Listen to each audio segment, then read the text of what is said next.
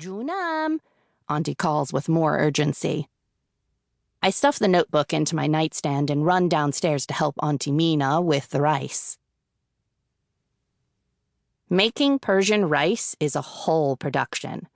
First, you rinse the basmati. It has to be basmati rice from the Persian market. Then soak it in salt water overnight. Rinse again and transfer to a pot to parboil, which Auntie Mina says means to cook halfway. She quizzes me. What is next, Junam?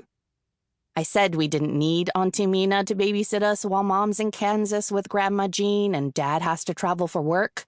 I mean, I'm almost 18, but nobody listened.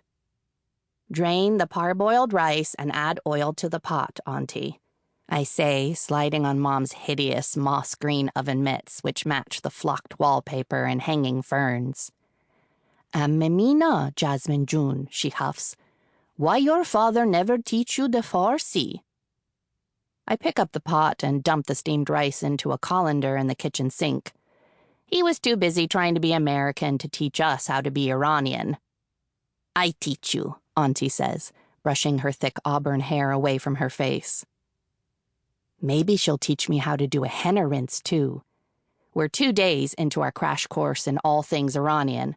Somehow, Dad was able to coax her out of her apartment in San Francisco. To her, Los Angeles is nothing but one big 5-lane freeway. She's not wrong. Everyone thinks Southern California is all bikinis and beaches, but we're more than an hour inland. A blur of recurring tract homes and mini-malls inhabited by the same combination of a nail salon, 7-Eleven, Winchell's Donuts, and ethnic restaurant. Dad says we're probably the only Iranians within a 25-mile radius. If your father married an Iranian woman, he would never be divorced. You would speak the Farsi, she declares. I turn the heat up under the pot and add a layer of corn oil, then grab a couple of pieces of lavash flatbread from the package on the kitchen counter. They're not divorced yet, not totally. Legally separated. They could still reconcile. They have every other time. Although Mom has never left before. Auntie raises a hand. No, Jasmine June, wait. The oil is not hot enough. I reach for the November issue of Cream magazine on top of the pile of mail on the kitchen counter.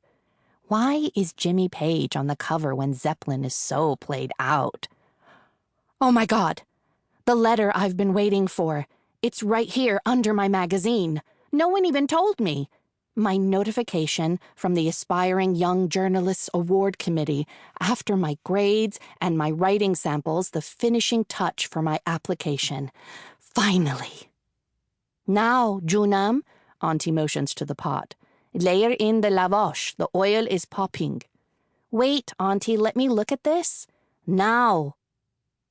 I put the letter aside and quickly layer the flatbread on the bottom of the pot, then dump in the rice, grabbing a wooden spoon to make wells with the handle end. I pour in more corn oil so the crunchy bottom layer of tahdig will taste like movie popcorn, only better. While the rice cooks, I snatch the envelope and open it. Did I get first place? Second or third? Even an honorable mention will do. Dear Miss Zumideh, the letter reads, thank you for your interest in the Aspiring Young Journalists Award. Unfortunately, my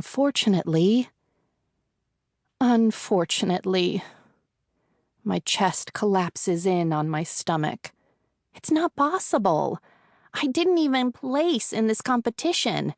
Mr. Ramos told me not to write about David Bowie, how he's the only artist reinventing himself.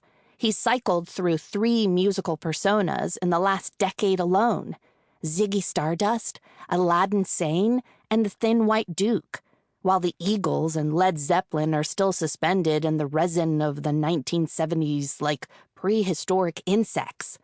The 70s basically ended in 77 with the Sex Pistols.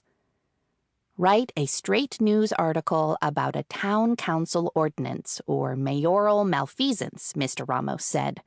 Why didn't I listen? Something wrong, Junam? Auntie asks. No, Auntie, my voice cracks. I mean, nothing except the something extra for my